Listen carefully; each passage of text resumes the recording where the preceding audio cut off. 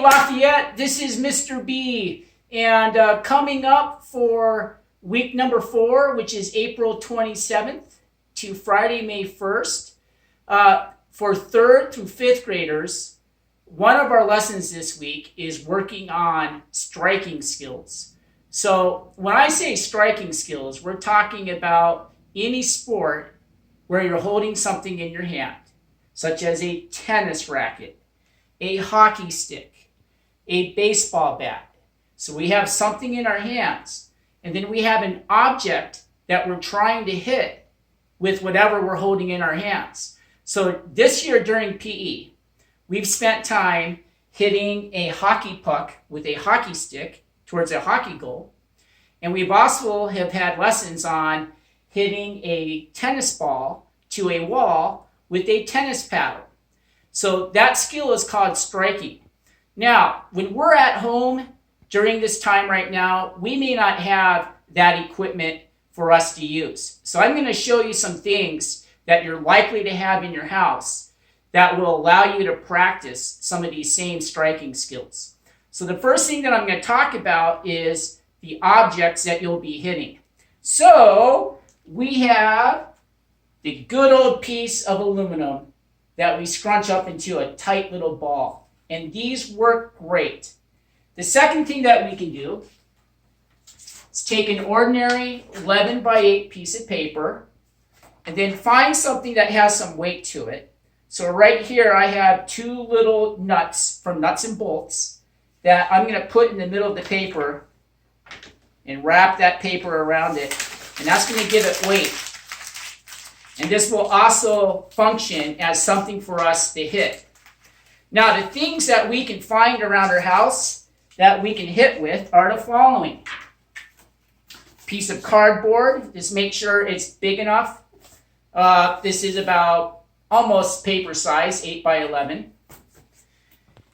A small cutting board made out of plastic, not glass, so make sure it's something that won't break.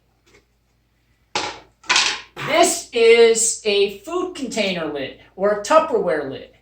So these are the kinds of lids that go over containers that we use to keep food in the refrigerator. And finally, we have a plastic plate. Make sure it's something that you have permission to use from your parents and that it won't break. So the first thing to talk about is how we put our hand on whatever object that we're using to hit with. So I call this thumb in front, fingers behind. So you can see that my fingers are on the back side. My thumb is on the side of the object that will be making contact with the ball. And that's going to allow me to have really good control. So we're going to start with a plastic plate. Now let's talk about what we're hitting towards. So down here, about 10 feet away from me, I've set up a variety of targets that you're likely to be able to find in your house. So this was an old box of cat food. Oh, we have some cat food cans, another cardboard box of drink mix, and a container. So you're likely to have these things around your recycling bin. Check with your parents first. Make sure they're empty. Make sure they're not going to cause a mess when you hit them. Now, I have these suspended above ground. That's really helpful, but if you're not able to do that, then putting it on the ground is fine too. So I'm going to have 1 on the ground and then 3 on top. Now, the other type of target that we have is a bit more challenging. And these are targets where you're actually trying to hit your object into a basket of some sort. So this happens to be a bucket. This happens to be a clean trash can. Make sure it's clean. And then just an ordinary box would work too. So first of all, I'm going to focus on these kinds of targets. And we did a lot of this during PE. So I'm going to start with the plate. And there's 2 basic ways to do this. The first basic way is just like you're throwing underhand. The body motion is basically the same thing. So what I'm going to do is I'm going to stand facing my target. I'm going to put the ball straight out in front of me, a little bit lower than my belly button. Start with your paddle up at the object that you're hitting. Bring the paddle straight back. Then I'm going to step with the opposite foot, and I'm going to step and swing my arm at the same time. I'm going to pay attention to how high this goes and whether it goes to my left or my right, and then I'll adjust as I need to. So here I go. Step and swing. A little bit to the right. So that's telling me that next time I need to aim a little bit more to my left. So we'll try one more time with this before I move on to a different type of hitting object. We want to make sure that this is flat and facing the target. If it's tilted a little bit, it's going to have your ball go in the direction that this is tilted towards. So you need to be really careful with that. So I'm going to try to compensate more to my left. That was pretty close. A little bit lower, but that was pretty close to hitting it. So now I'm going to move on to a lid. Go over our grip again. Thumb in front, fingers behind. Using the first method that I've been talking about. Ooh, that was really close. So I know that's working pretty well for me. Now, the second way to do this is how we practice our tennis skills. And if you remember, I made a clock shape. Remember, the ball and the paddle meet at 12 o'clock. I bring the paddle back to 3 o'clock. Then when I'm ready, I let go of the ball, and my paddle is going to come straight up to hit it right in front of me at 12 o'clock. This would be 11 o'clock. This would be 1 o'clock. We want the paddle and the ball meeting each other right at 12 o'clock. Look at my target. And when I'm ready, here I go. That was really close. Okay, so that's one type of target we have.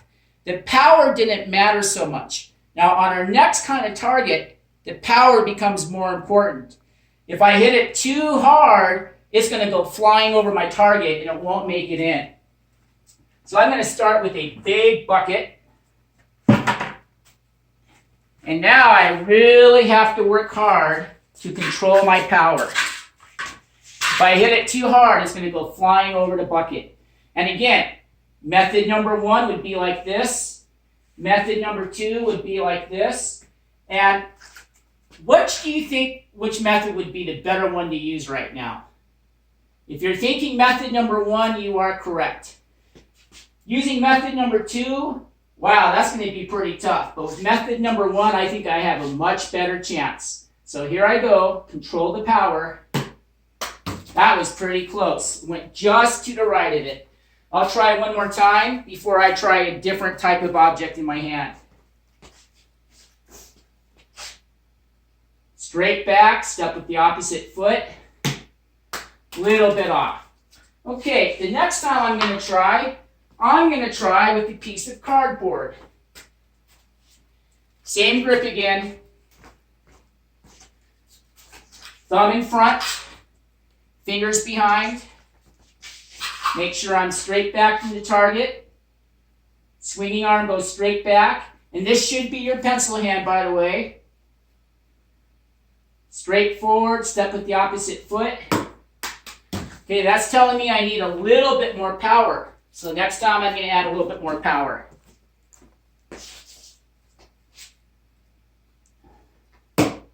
Closer.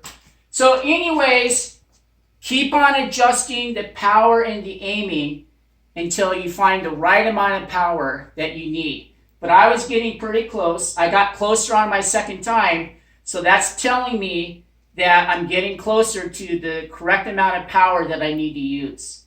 Now let's try with our other object, the paper ball. And remember what I did is I wrapped it around 2 nuts. You could also use bolts. You could use coins such as nickels, quarters, just to give the paper a little bit more weight.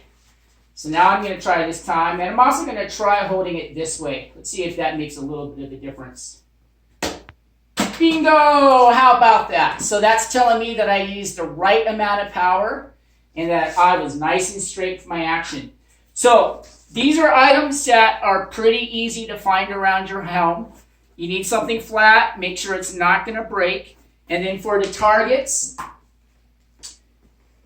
we can have things that we're actually trying to hit, or that we can have things that we're actually trying to make a basket, whether it's a bucket, clean waste basket, or some kind of a box. So what we practiced today would help you with tennis, ping pong, racquetball, badminton, hockey skills, and baseball, because they have the concept of my hand is holding an object and then I'm hitting another object. So thank you very much, Lafayette. I hope you have fun with this. Goodbye.